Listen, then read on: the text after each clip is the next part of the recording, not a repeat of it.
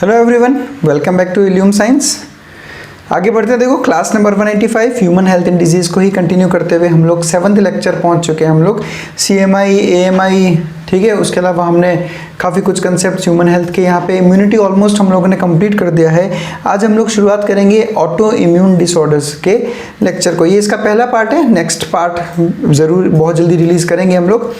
शुरुआत करता हूँ मैं कुछ टर्म्स से, उसके बाद में मैं उन ऑटो इम्यून डिजीज़ की बात करूँगा। सबसे पहला टर्म है इम्यून टॉलरेंस, यानी आपका इम्यून सिस्टम आपके ही टिश्यूज़ को कितना टॉलरेट कर पा रहा है, उसको हम कहते हैं इम्यून टॉलरेंस। एक इंडिविजुअल की वो एबिलिटी जिससे वो अपनी ही बॉडी के टिश्यूज़ और एंटीजेंस को पहचानता हो, उसको हम कहते हैं इम्यून टॉलरेंस। हमने पढ़ा था कि इम्यून सिस्टम की एक विशेषता होती है कि ये रिकॉग्नाइज कर सकता है कि कौन सा टिश्यू अपना है और कौन सा जो माइक्रोब या कौन सा एंटीजन फॉरेन एंटीजन और कौन सा एंटीजन अपना सेल्फ एंटीजन है। तो इम्यून सिस्टम की उस पावर को, उस एबिलिटी को हम कहते हैं इम्यून टॉलरेंस। ठीक है, अब ऑटो इम्यूनिटी किसे कहते हैं, ध्यान रखना। ऑटो इम्यूनिटी, ऑटो मतलब अपने आप, ऑटो मतलब अपने आप, इम्यूनिटी मतलब अगर इम्यूनिटी अपने आप अपने ही टिश्यूज़ को डैमेज करे तो उसे हम कहते हैं ऑटो इम्यूनिटी। आपकी बॉडी का वो स्टेट जिसमें बॉडी का इम्यून सिस्टम डिस्टिंग्विश नहीं कर पाता सेल्फ और नॉन सेल्फ के बीच में, कौन से एंटीजेंस मेरे हैं, कौन से एंटीजेंस फॉरेन है, मेरे नहीं है, उसमें अगर आपका इम्यून सिस्टम डिफरेंशिएट नहीं कर पाता और आपके ही सेल्स के अगेंस्ट या आपके ही एंटीजेंस के अगेंस्ट अगर वो एंटीबॉडीज बना देता है तो उस कंडीशन को हम कहते हैं ऑटो इम्यूनिटी।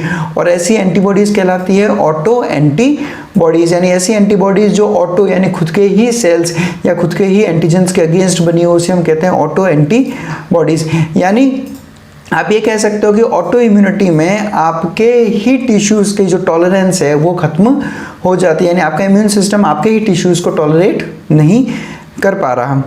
इम्यून सिस्टम खुद कंफ्यूज रहता है कि कौन अपना है और कौन पराया है, और उसी कंफ्यूजन में वो अपने ही बॉडी को नुकसान पहुंचाता है। यानी हम ये कह सकते हैं auto immunity is the opposite of immune tolerance. Immune tolerance वो पावर जिससे आप सेल्फ और नॉन सेल्फ के बीच में डिफरेंशिएट कर सकते हो, और ऑटो इम्यूनिटी यानी आप इम्यून टॉलरेंस खो चुके हो। अब आपका इम्यून सिस्टम नहीं पहचान पा रहा कि कौन से सेल अपने हैं और कौन से सेल अपने नहीं हैं। चलो ऑटो इम्यून डिजीज की पहले तो मैं आपको एक अच्छी लिस्ट दे देता हूँ कि कौन कौन सी मेन ऑटो इम्यून डिजीजेज अपने को स्टडी करनी है। बहुत ज़्यादा डिटेल में हम लोग इस टॉपिक में नहीं जाने वाले। आप एक तो मेनली नाम याद रखो और एक सुपरफिशियल लेवल पे उसमें नॉलेज रखो कि इस पर्टिकुलर डिजीज में ऑटो एंटीबॉडीज किसके अगेंस्ट बनती है या कौन से टिश्यूज को डैमेज करती है। तो केवल उतना ही बताया जाएगा जितना अपने को काम आएगा। देखो मेन जो डिजीजेज हम इसमें स्टडी करेंगे उसमें सबसे इंपॉर्टेंट है सिस्टमिक लूपस एरिथेमेटोसस या SLE, उसके बाद में rheumatoid arthritis, Hashimoto's thyroiditis, Graves disease, type 1 diabetes mellitus जिसे हम IDDM यानी इंसुलिन डिपेंडेंट डायबिटीज मेलाइटिस भी कहते हैं, ulcerative colitis, pernicious anaemia, myasthenia gravis, multiple sclerosis और जॉगरन्स सिंड्रोम। ये टोटल 10 ऑटो इम्यून डिजीजेज जो हमें नाम याद रखने हैं, और इसके बारे में थोड़ी सुपरफिशियल नॉलेज हम लोग यहाँ पर लेंगे। वीडियो ढंग से देखना, बहुत से ऐसे मेडिकल टर्म्स हैं जो मैं आपको सिखाऊंगा जिससे कि आपको किसी भी तरह के दूसरी डिजीज पढ़ने में भी आसानी रहेगी। बहुत से कॉमन टर्म्स अगर हम मेरे साथ यही सीख लोगे तो हो सकता है आपको आगे ज़्यादा परेशानी नहीं हो। चलो मैं सबसे पहले शुरुआत करूंगा रूमेटॉइड आर्थराइटिस यानी RA से बात करूंगा। सबसे पहले मैं वर्ड के ऊपर जाता हूं, जैसा अपन हर बार करते हैं। आर्थराइटिस, आर्थराइटिस वर्ड किससे बना है? आर्थरो का मतलब क्या होता है? जॉइंट, और एक वर्ड होता है आइटिस। देखो ये ध्यान रखना, ये वर्ड बहुत बार रिपीट होगा, आइटिस। आइटिस जब भी एक सफिक्स की तरह यूज होता है तो इसका मतलब होता है इन्फ्लामेशन। आइटिस का मतलब क्या होता है? इन्फ्लामेशन। अब इन्फ्लामेशन क्या होता है उसको जानने के लिए ऊपर आई बटन में इन्फ्लामेशन पे एक वीडियो है जो हमने इसी इम्यूनिटी वाले सिस्टम में किया था। पहले आप वो वीडियो देखो, तभी आपको ये चीज़ें बहुत अच्छे से क्लियर होगी। इन्फ्लामेशन के लिए सफिक्स क्या यूज कर रहे हैं हम? आइटिस। यानी अगर मैं किसी भी ऑर्गन के पीछे आइटिस वर्ड यूज कर लूँ तो इसका मतलब है कि उस ऑर्गन का इन्फ्लामेशन हो रहा है उसमें। जैसे आर्थराइटिस, आर्थरो मतलब जॉइंट होता है, तो आर्थराइटिस मतलब जॉइंट का इन्फ्लेमेशन। जैसे बोलूं टॉन्सिलाइटिस तो टॉन्सिल्स का इन्फ्लेमेशन, अपेंडिसाइटिस तो अपेंडिक्स का इन्फ्लेमेशन, गैस्ट्राइटिस तो आपके जो गैस्ट्रिक म्यूकोजा यानी स्टमक का म्यूकोजा का जो इन्फ्लेमेशन है दैट इज गैस्ट्राइटिस। तो तो ये कुछ सफिक्सेस अगर आप याद कर लें अच्छे से तो बहुत सी चीज़ें आपके लिए आसान हो जाएगी। तो आर्थराइटिस जैसा कि नाम बता रहा है जॉइंट्स का इन्फ्लेमेशन, यानी रूमेटॉइड आर्थराइटिस में जॉइंट्स का इन्फ्लेमेशन तो होता ही होता है। उसके अलावा ये डिजीज़ आपके स्किन को, आईज को, लंग्स, ब्लड वेसल्स और हार्ट, इन सब पे भी अफेक्ट करती है। अब इसका मेन जो इफेक्ट है वो जॉइंट्स पे वो क्या है, देखो सबसे पहले तो कि जो ऑटो एंटीबॉडीज इस पर्टिकुलर कंडीशन में बनेगी, ये ऑटो एंटीबॉडीज जो है अटैक करती है साइनोवियल मेम्ब्रेन को, और उस अटैक की वजह से साइनोवियल मेम्ब्रेन का हो जाता है इन्फ्लेमेशन। और इन्फ्लेमेशन का एक हमें कार्डिनल साइन पता है कि उसमें स्वेलिंग आएगी, तो साइनोवियल मेम्ब्रेन में भी स्वेलिंग आता है, जिसकी वजह से बोन का इरोजन हो सकता है, जॉइंट का डिफॉर्मेशन हो सकता है, या फिर कार्टिलेज का भी डिस्ट्रक्शन हो सकता है। अब ये सब चीज़ें क्या है, बोन इरोजन, जॉइंट डिफॉर्मेशन, ये मैं आपको यहाँ पे समझाता हूँ। देखो ध्यान से, सबसे पहले मैं आपको एक नॉर्मल जॉइंट का स्ट्रक्चर बता रहा हूँ, उसका एनाटॉमी बताता हूँ आपको। अगर आपको जॉइंट का एनाटॉमी, यहाँ मैं केवल सुपरफिशियल लूंगा, आपको ऊपर आई बटन में साइनोवियल जॉइंट्स का स्ट्रक्चर क्या होता है, कैसे वो काम करता है, उस पर पूरा एक वीडियो है, आप वो वहाँ पे देख के इस चीज़ को और अच्छे से समझ सकते हो। ये देखो, ये पहली बोन, ये दूसरी बोन, यानी ये वो दो बोन्स है जिसके बीच में जॉइंट बन रहा है, साइनोवियल जॉइंट। ये जो यहाँ पे ब्लू कलर का मैंने शो किया है, ये है आपका कार्टिलेज जो बोन के ऊपर प्रेजेंट है। जैसा हमने सीखा है कि कोई भी दो बोन्स डायरेक्ट कभी भी जॉइंट का फॉर्मेशन नहीं करती, उनके ऊपर एक कार्टिलेज होता है या फिर कोई दूसरा टिश्यू होता है, उसके बाद ही जॉइंट का फॉर्मेशन होता है। तो इसके ऊपर एक कार्टिलेज प्रेजेंट है, और यहाँ पर आपको एक रेड कलर का मेम्ब्रेन दिख रहा होगा, दिस वन। ये जो मेम्ब्रेन दिख रहा है रेड कलर का जो कवर कर रहा है, this membrane, this is called as synovial membrane, जो आपके दो बोन्स के बीच में प्रेजेंट होती है और जॉइंट का एक बहुत इंपॉर्टेंट रोल प्ले करती है साइनोवियल मेम्ब्रेन। और साइनोवियल मेम्ब्रेन के अंदर प्रेजेंट होता है साइनोवियल फ्लूइड। रूमेटॉइड आर्थराइटिस में इसी साइनोवियल मेम्ब्रेन के अगेंस्ट में ऑटो एंटीबॉडीज का फॉर्मेशन होता है, जिसकी वजह से ये साइनोवियल मेम्ब्रेन की क्या हो जाएगी, स्वेलिंग हो जाती है। जैसा इस फिगर में दिख रहा है कि यहाँ पर जो है स्वेलिंग आ चुकी है आपकी साइनोवियल मेम्ब्रेन में, जिसकी वजह से साइनोवियल मेम्ब्रेन में सूजन आ गई, स्वेलिंग आ गई, और बोन इरोजन होने लगता है। बोन इरोजन का मतलब आपको यहाँ से समझ में आ रहा होगा कि किस तरह से बोन धीरे धीरे खत्म हो रही है। आपने एक वर्ड सुना होगा, सॉइल इरोजन, यानी जब आपका किसी पर्टिकुलर का सरफेस खत्म होने लगे तो उसे हम कहते हैं इरोजन, यानी धीरे धीरे उस चीज़ को अंदर से खाते रहना। जैसे हम कहते हैं ना कि इरोड हो गया वो सरफेस, धीरे धीरे वहाँ से खत्म होता जा रहा है। ठीक उसी तरह से यहाँ पे आप देखो बोन का इरोजन दिख रहा होगा आपको कि बोन का जो सरफेस है वो धीरे धीरे खत्म होता जा रहा है। इस पर्टिकुलर पार्ट में बोन क्या हो गई, इरोड। तो ये होता है रूमेटॉइड आर्थराइटिस के अंदर। तो पहली चीज़ बोन इरोजन जो हमने समझी।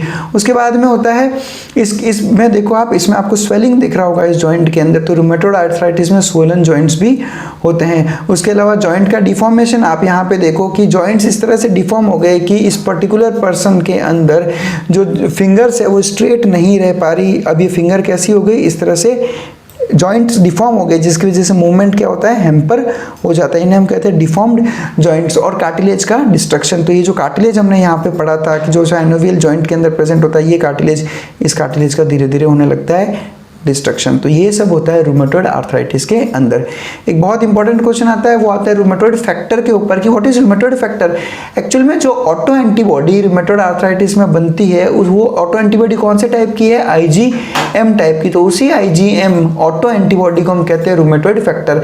अगर मैं मेरी या आपकी या किसी भी नॉर्मल इंडिविजुअल का ब्लड टेस्ट करूं तो उसके अंदर हमेशा रूमेटॉइड फैक्टर प्रेजेंट रहेंगे, यानी नॉर्मल पर्सन में भी IgM जो रूमेटॉइड फैक्टर है वो प्रेजेंट रहता है। बट रूमेटॉइड आर्थराइटिस हम पॉजिटिव तब कहेंगे जब ये एक नॉर्मल लेवल से ऊपर चला जाता है। नॉर्मली अगर हम देखें तो 14 यानी 14 इंटरनेशनल यूनिट्स जो रहता है हमारा रूमेटॉइड फैक्टर का नॉर्मल बॉडी ब्लड लेवल है। लेकिन अगर ये 14 से ऊपर चला जाएगा तो ये रूमेटॉइड आर्थराइटिस का कंफर्मेटरी टेस्ट रहता है, ये डायग्नोस्टिक टेस्ट रहता है। जैसे पेशेंट अपने पास में आता है और रूमेटॉइड आर्थराइटिस जैसे सिम्टम्स लेके आता है तो हम उसका ब्लड टेस्ट करके रूमेटॉइड फैक्टर की जांच कर लेते हैं कि उसके ब्लड में रूमेटॉइड फैक्टर का लेवल कितना है। अगर वो एक लेवल से ज़्यादा आ रहा है तो हम लोग जो है कंफर्म हो जाता है कि उस पेशेंट को रूमेटॉइड आर्थराइटिस होता है। चलिए फिर इससे ज़्यादा नहीं लेंगे, नेक्स्ट बढ़ते हैं हाशिमोटोज थायराइडाइटिस। यहाँ पे भी वर्ड रिपीट हो रहा है आइटिस। आइटिस मतलब क्या हो गया, इन्फ्लेमेशन। और थायराइड ग्लैंड, यानी एक ऐसी कंडीशन जिसमें थायराइड ग्लैंड का क्या हो गया, इन्फ्लेमेशन। अब इसमें बेसिकली क्या होता है, जो ऑटो एंटीबॉडीज है, ये ऑटो एंटीबॉडीज सीधी थायराइड ग्लैंड को डैमेज करती है, उस पर अटैक करती है, जिसकी वजह से थायराइड ग्लैंड थायराइड हार्मोन्स का फॉर्मेशन कम कर देता है, और ये कंडीशन कहलाती है हाइपोथायराइडिज्म। आपने ग्लैंड वाला चैप्टर बहुत अच्छे से पढ़ा होगा, एंडोक्राइनो वाला। हाइपोथायराइडिज्म, हाइपो का मतलब क्या होता है, कम हो जाना, तो हाइपोथायराइडिज्म मतलब क्या हो गया, अगर आपकी बॉडी में हार्मोन जो है थायराइड वाले, यानी कि T3 और T4, कौन से हार्मोन्स होते हैं थायराइड, T3 T4, अगर आपकी बॉडी में T3 T4 का लेवल कम हो जाए तो उस कंडीशन को हम कहते हैं हाइपोथायराइडिज्म। और ऐसा ही होता है थायराइडाइटिस, हाशिमोटोज थायराइडाइटिस में, क्योंकि auto antibodies direct thyroid gland को ही डैमेज कर रही है। धीरे धीरे ये कंडीशन डेवलप होती है, धीरे धीरे ये बढ़ती रहती है, और कुछ टाइम बाद में थायराइड का अच्छा खासा डैमेज कॉज कर देती है, और आपके ब्लड में थायराइड हार्मोन का लेवल कम हो जाएगा। अब जैसे ही थायराइड हार्मोन का लेवल कम होता है, आपका पिट्यूटरी ग्लैंड बार बार स्टिमुलेट करता है थायराइड का by forming TSH। Endocrine system में आपने पढ़ा रहेगा कि किस तरह से पिट्यूटरी एक हार्मोन बनाता है, थायराइड स्टिमुलेटिंग हार्मोन। ये हार्मोन जाके आपकी थायराइड ग्लैंड को बार बार स्टिमुलेट करता है ताकि वो T3 T4 का फॉर्मेशन करे। बट बिकॉज ऑटो एंटीबॉडीज बन चुके थायराइड ग्लैंड के अगेंस्ट, तो थायराइड ग्लैंड वो काम नहीं कर पा रही, T3 T4 का फॉर्मेशन नहीं कर पा रही, लेकिन पिट्यूटरी की तरफ से TSH बार बार उसको स्टिमुलेट करता रहता है, जिसकी वजह से आपका जो ग्लैंड है वो इन्फ्लेम्ड होके उसमें स्वेलिंग आ जाती है, एनलार्जमेंट हो जाता है, जिसे हम कहते हैं goitre. What is goitre? Goitre is a swelling of thyroid gland, और हाशिमोटोज थायराइडाइटिस में भी गॉइटर होता है। देखो यहाँ पर इस फिगर को देखो आप, इसमें ये जो ब्लैक कलर की हमने आउटलाइन शो की है थायराइड ग्लैंड के ऊपर, ये नॉर्मल साइज होता है थायराइड ग्लैंड का। मैं इसकी बात करूँ, देखो नॉर्मल थायराइड ग्लैंड का साइज ये है, यहाँ पर ये अपना नॉर्मल थायराइड ग्लैंड है, लेकिन यहाँ पर जो थायराइडाइटिस के अंदर थायराइड जो है एनलार्ज होकर काफ़ी बड़ा हो गया, तो ये हमारा थायराइडाइटिस या गॉइटर का केस हो गया। और ये आपको दिख रहा होगा कि नेक के अंदर एक क्लियर स्वेलिंग दिखाई देती है, this is the enlargement of thyroid gland. बस दैट्स इट। थायराइडाइटिस जो हाशिमोटोज थायराइडाइटिस में हम लोग इतना ही पढ़ेंगे। ध्यान क्या रखना है आपको? ध्यान ये रखना है कि उसमें एंटीबॉडीज का फॉर्मेशन होता है अगेंस्ट द थायराइड ग्लैंड, और थायराइड ग्लैंड डैमेज होने की वजह से हाइपोथायराइडिज्म हो जाता है। नेक्स्ट बढ़ता हूं मैं ग्रेव्स डिजीज के लिए। देखो ग्रेव्स डिजीज समझो अच्छे से, बहुत इंपॉर्टेंट है ग्रेव्स डिजीज। ग्रेव्स डिजीज में जो ऑटो एंटीबॉडीज बनती है वो मिमिक करती है TSH को। मिमिक करना मतलब उसके जैसा काम करना। TSH थायराइड स्टिमुलेटिंग हार्मोन, पहले TSH का नॉर्मल फिजियोलॉजी देखो। थायराइड स्टिमुलेटिंग हार्मोन आपके एंटीरियर पिट्यूटरी से रिलीज होता है और ये जाके थायराइड ग्लैंड को स्टिमुलेट करता है, इसलिए हमने नाम रखा थायराइड स्टिमुलेटिंग हार्मोन। जब ये थायराइड ग्लैंड को स्टिमुलेट करेगा तो थायराइड ग्लैंड T3 और T4 का लेवल आपके ब्लड में बढ़ाता है।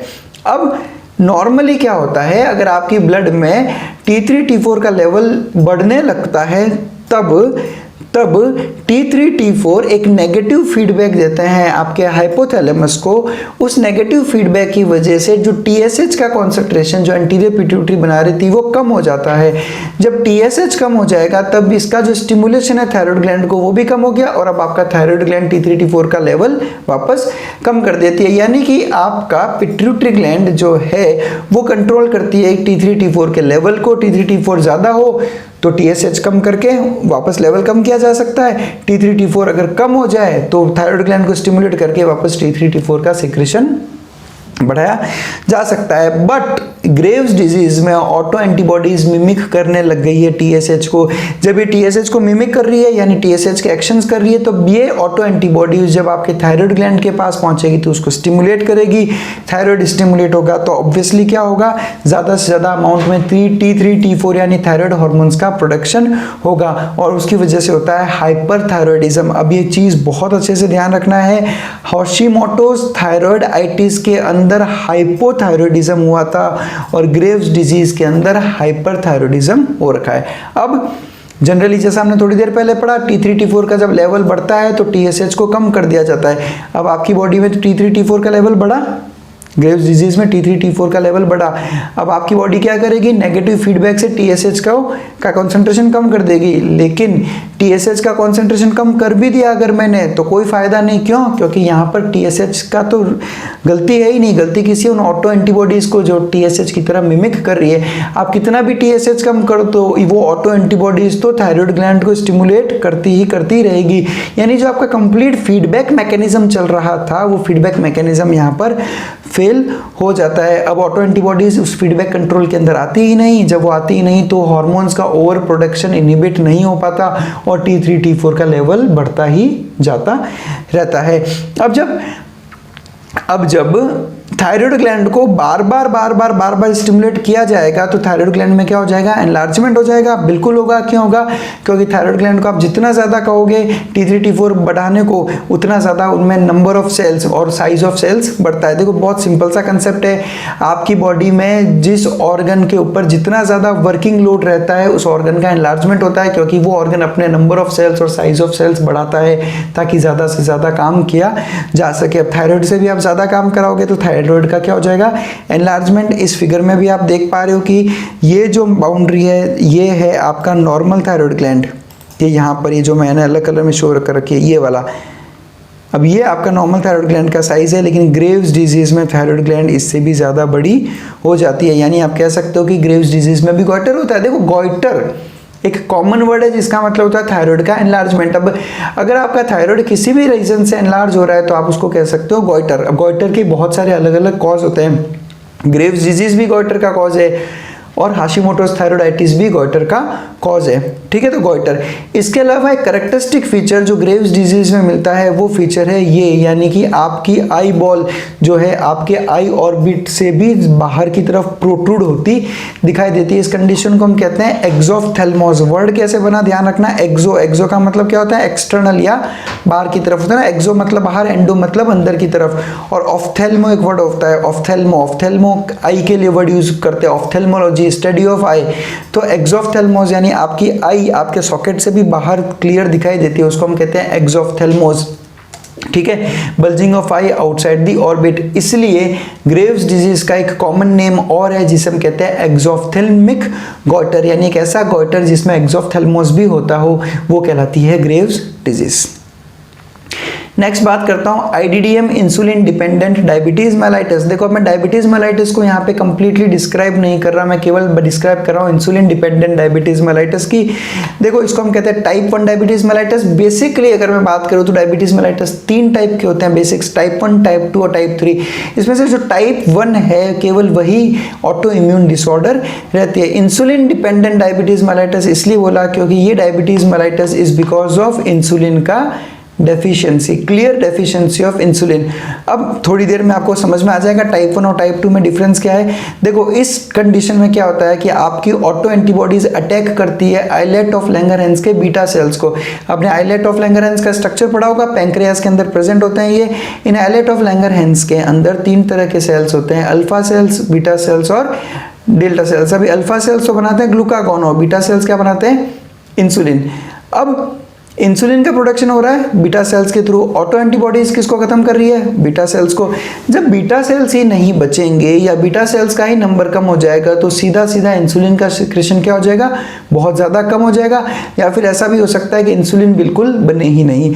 इंसुलिन का फंक्शन क्या था, इंसुलिन आपकी बॉडी में BSL यानी ब्लड शुगर लेवल को कम करता है। लेकिन अगर इंसुलिन नहीं होगा तो आपका जो ब्लड शुगर लेवल है यानी आपके ब्लड के अंदर का जो ग्लूकोज का कॉन्सेंट्रेशन है वो शूट अप कर जाता है, वो इंक्रीज हो जाता है। तो इसलिए कॉमन लैंग्वेज में हम कहते हैं ना पेशेंट का शुगर बढ़ गया, यानी उसके ब्लड के अंदर ग्लूकोज का लेवल बहुत ज़्यादा बढ़ जाता है। अब नॉर्मली क्या होता है यहाँ पे मैकेनिज्म समझना, देखो टाइप 1, टाइप 2, टाइप 3 का। टाइप 3 तो मैं यहाँ डिस्कस नहीं करूंगा और बहुत ज़्यादा डिटेल में नहीं जा रहा, बट टाइप 1, टाइप 2 में डिफरेंस मैं आपको हल्का सा यहाँ पे बता देता हूँ क्योंकि डायबिटीज़ मेलाइटिस एक बहुत इंपॉर्टेंट टॉपिक है हमारे इस पर्टिकुलर एग्जामिनेशन के लिए।